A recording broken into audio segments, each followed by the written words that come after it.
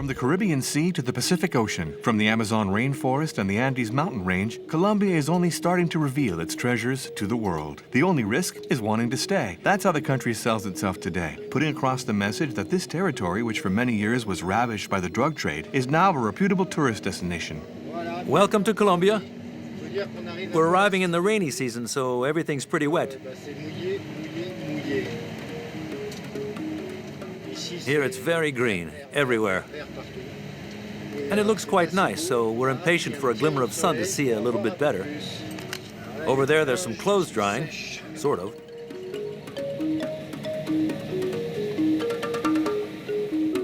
Martin's truck arrives in the Caldas region. Every year here, as Christmas approaches, torrential rain and flooding are the daily lot of the inhabitants. Straddling the Andes, squeezed between the Coca River and the larger Magdalena River, Caldas is located in central Colombia. More than 1 million people live in this mountainous region, which is especially suited to coffee growing. The city of Manizales is the regional capital. So we're arriving in Manizales, which is no doubt the coffee capital of Colombia. It's coffee being renowned throughout the world. The only problem is the coffee industry produces huge amounts of waste.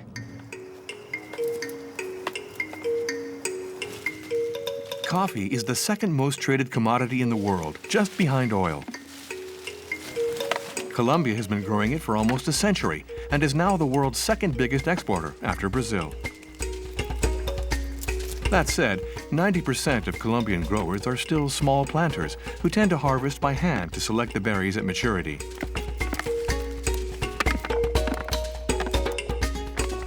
Since the middle of the 1990s, coffee prices have collapsed.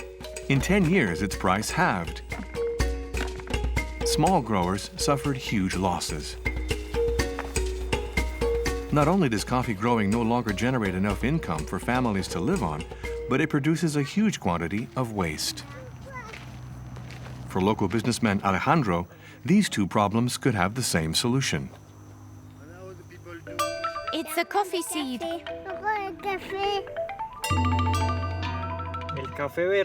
The green coffee berries become red, like this one. This one is ready to be harvested.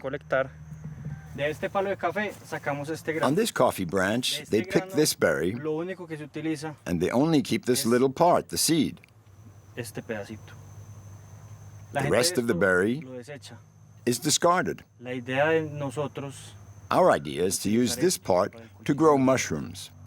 This little seed only represents 2% of the biomass produced by the coffee plant. That doesn't seem like very much, but if you take all the berries on this plantation, that makes several tons. And all those tons of waste can be transformed into several tons of mushrooms. Alejandro invites Fred, Lore, Martin, and Sheen to park their truck for a few days alongside the cooperative. This is where the producers in the region bring their harvests and where the coffee berries are treated before being sold.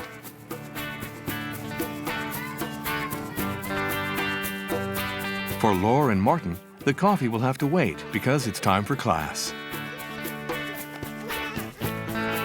The shade of a guava tree, a desk, some paper, a pencil. Around the world, the schoolroom is improvised according to the location. While Shin takes a siesta, Fred heads off to look round the cooperative. 9 to 10 months after flowering, the coffee berries are harvested. They are then sorted, the skin removed without damaging the seed, and then washed in tanks before being left to dry.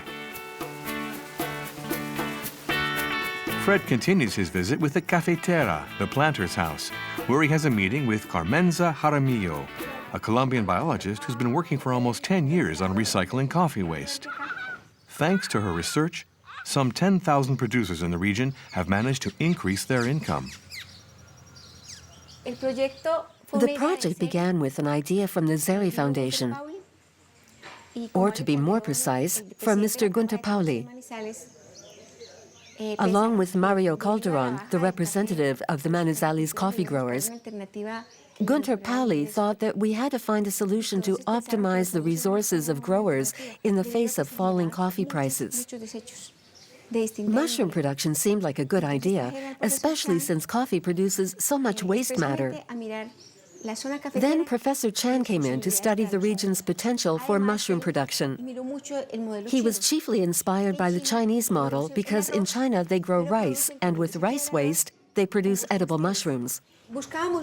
So we studied the chemical components that mushrooms like. Some like acidic soils, others alkaline. We classified all these constituents, we analyzed them, and then we converted them into chemical formulas.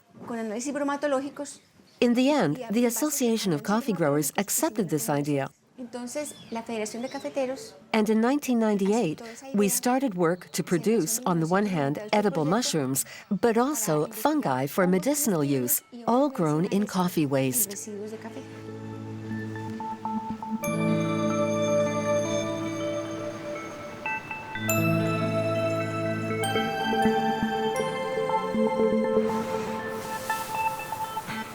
This material is called silver skin. It's a thin husk that's found around the coffee bean at the end of the process, which is removed when one wants to make decaffeinated coffee.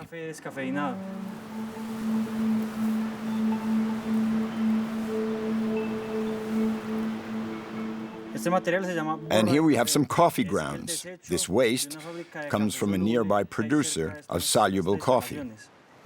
Every day, this is thrown out by the factory into the rubbish tips of manizales. I use it to cultivate mushrooms. Every year, a total of 12 million tons of organic material is dumped in these tips. As it rots down, this material produces millions of tons of methane and thereby contributes to global warming. Here, the two materials are already mixed together. This is done by a machine to obtain a perfect mix, which is then sterilized by a steam process. That way, we're sure no foreign organisms will pollute the mix. Nothing will grow other than the mushroom which we sow. In this bag, there's already mushroom seed, which is like this, and which can be found easily in Colombia.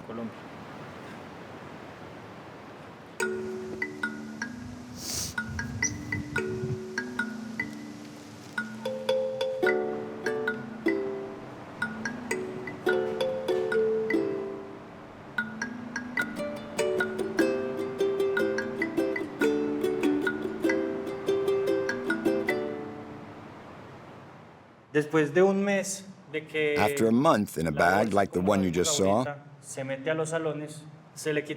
we take the bags off and the mushrooms start to grow. Then all we have to do is harvest them, and they're sold fresh in supermarkets.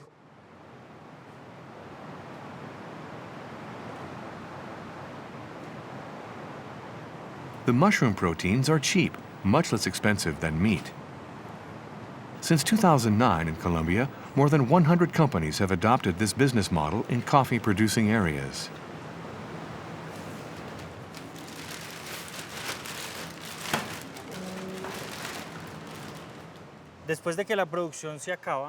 When the harvest is done, no more mushrooms will grow in this substrate. What remains is a solid cake that we use as fertilizer.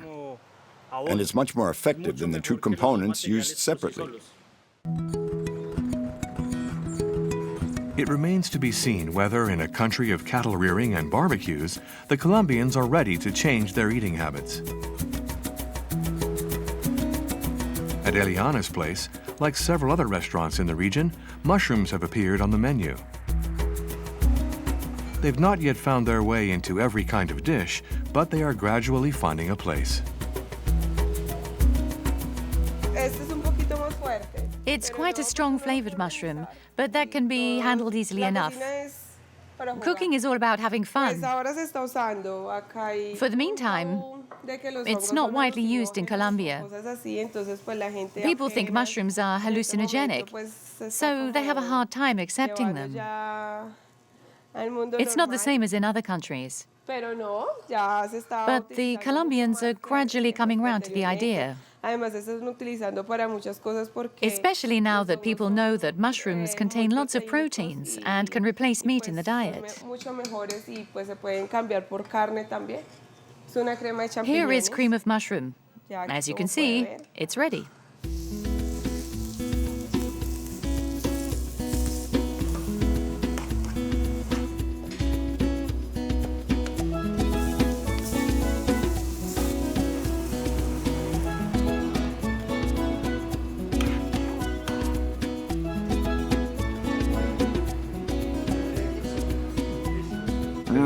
Delicious. It's really good. It's not rubbery, it's tender. Another advantage is that the proteins are produced in much less time than on a farm raising cows or chickens. For example, these proteins are produced in 35 days, whereas cattle farmers take at least 18 months to produce them. The mushroom's contribution to nature is marvelous. Next time, Martin and Sheen will swap their steak and fries for mushroom and fries. In the meantime, the two of them have just one thing in mind: getting back on the road.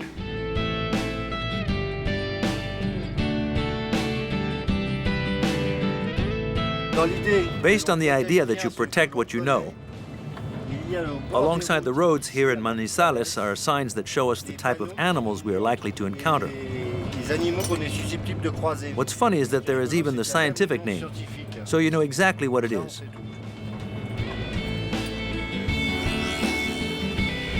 Apart from Brazil, no country in the world has so many different species as Colombia. The truck carries on its way through the foothills of the Andes, which is a region for coffee, but also for guadua, a local variety of bamboo, which has been grown here for several centuries near the rivers and waterways.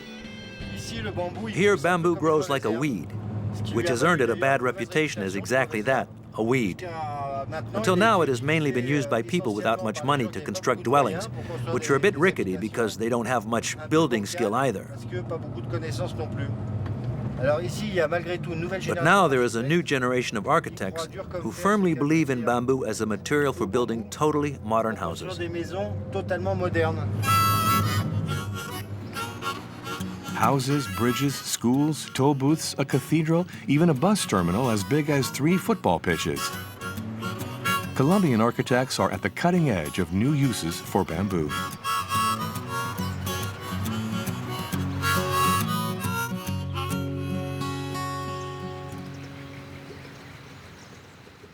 This building, for example, was designed by the Colombian architect Simón Vélez for the World Fair in Hanover in 2000.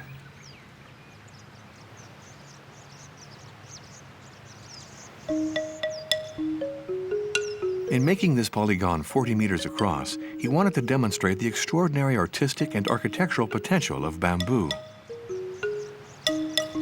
In Colombia, as elsewhere, bamboo has always been considered a building material for the poor. But for a few innovative architects, it's only a matter of time before bamboo definitively replaces more noble woods, concrete, and maybe even steel. Carolina Salazar is an architect. She wants to show Fred La Minoca, an eco-villa that she made entirely from bamboo. Her aim is to convince a new generation of well-heeled Colombians that bamboo is a noble material which possesses so many qualities that it's a shame not to use it.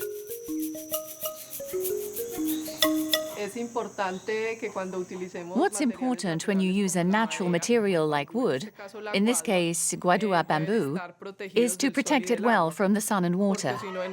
If you don't do that, it will deteriorate very rapidly.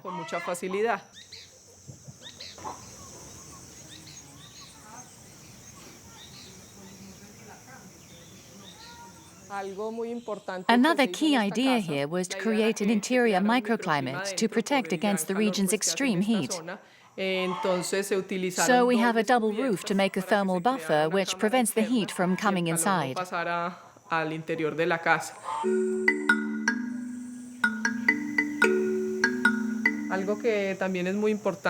Another advantage of bamboo construction is that it's an earthquake-resistant material.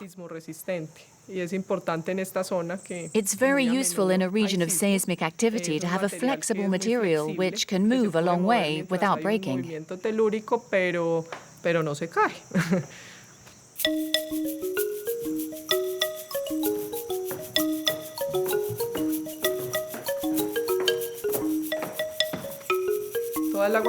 All the water used in this house comes from rainwater.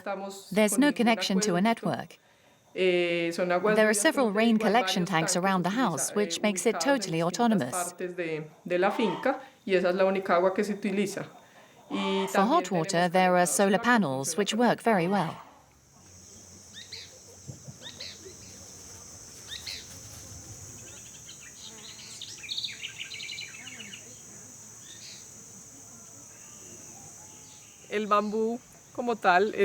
Bamboo is a very versatile material.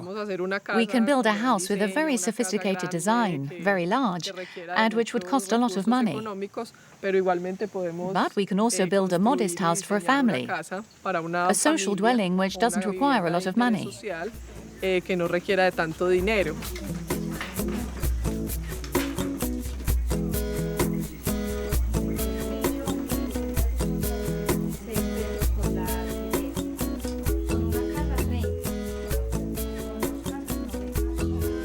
While some dogs in Colombia are lucky enough to have a kennel made of bamboo, 1 million people are still in need of decent housing.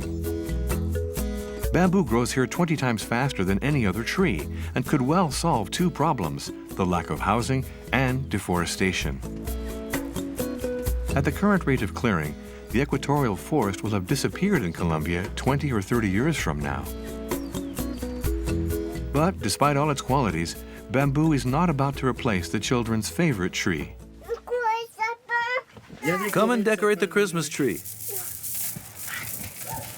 Hang some bubbles.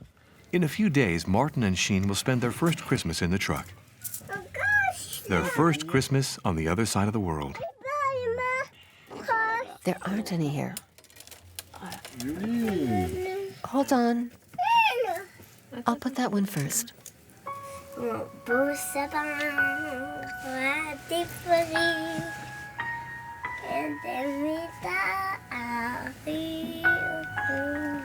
So where is Father Christmas going to put the presents?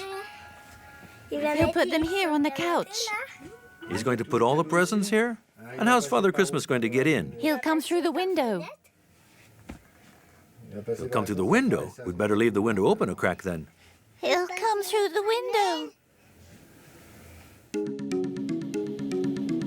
While Christmas approaches, Fred and Laura go to meet Marcelo Villegas, an amazing creator with a fondness for bamboo.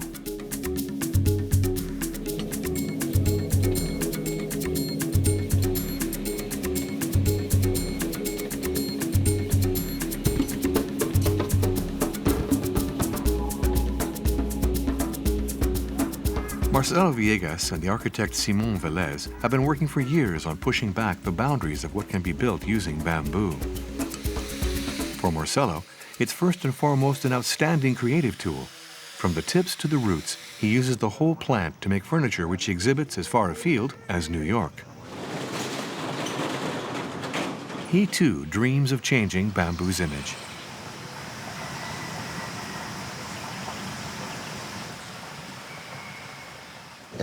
Bamboo is great, perfect. Structurally, it has the most useful form which exists in nature, the cylinder.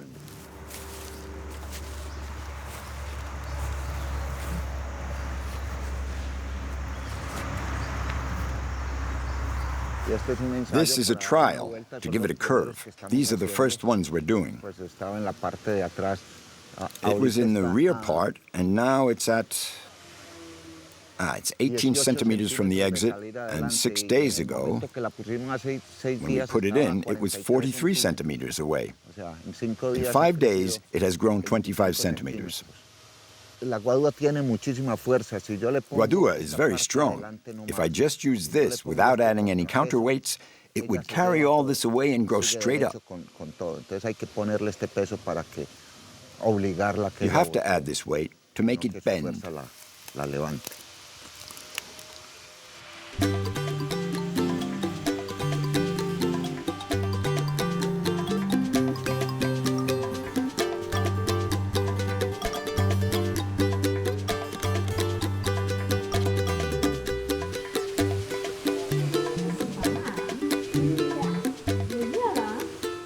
All this is made of roots. I think one should use everything in a tree, from the roots to the tips of the branches. It's a much more rational way of using things. Cutting down a tree to only get 3 planks and leaving the rest to rot and go to waste is not very rational.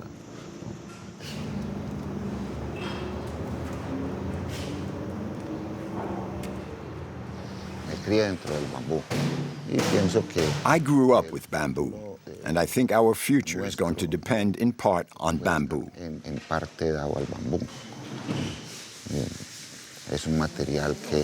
It's a material which can be used for building a house, and which eases the pressure which weighs on our forests and woods. There are many things we can do which could be replaced by bamboo. Many.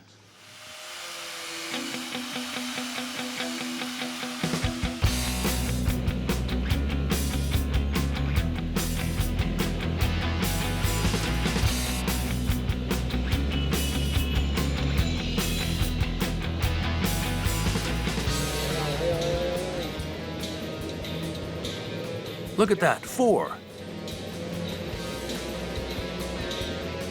Did you see how many there were? 4. 4 trailers.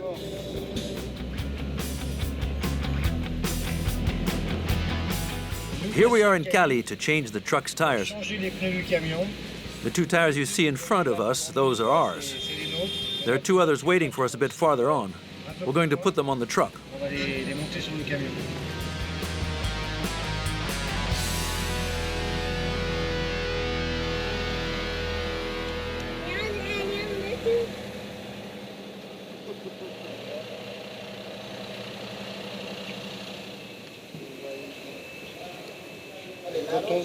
When you see how many people there are to change a tire, that's when you think we'd better not break down when we're on our own.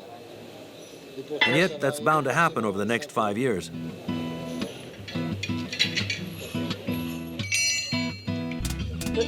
Our truck doesn't have any wheels. What are we going to do? Are you going to carry it?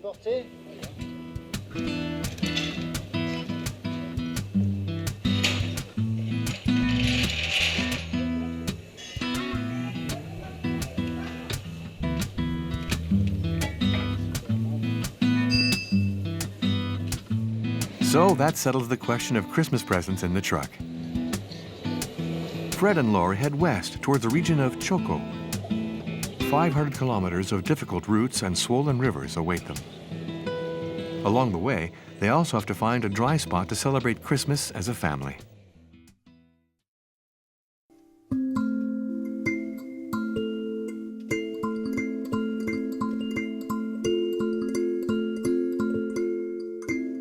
In the depths of the Colombian night, the mushrooms, the bamboo, and the children all continue growing. In the square of a small village at the end of the world, Martin and Sheen celebrate their first Christmas far from France. Tonight they have faith. They know that Father Christmas will find a solution to get into the truck. And they know that the adults are preparing the world of tomorrow for them. Because that's what we do, right?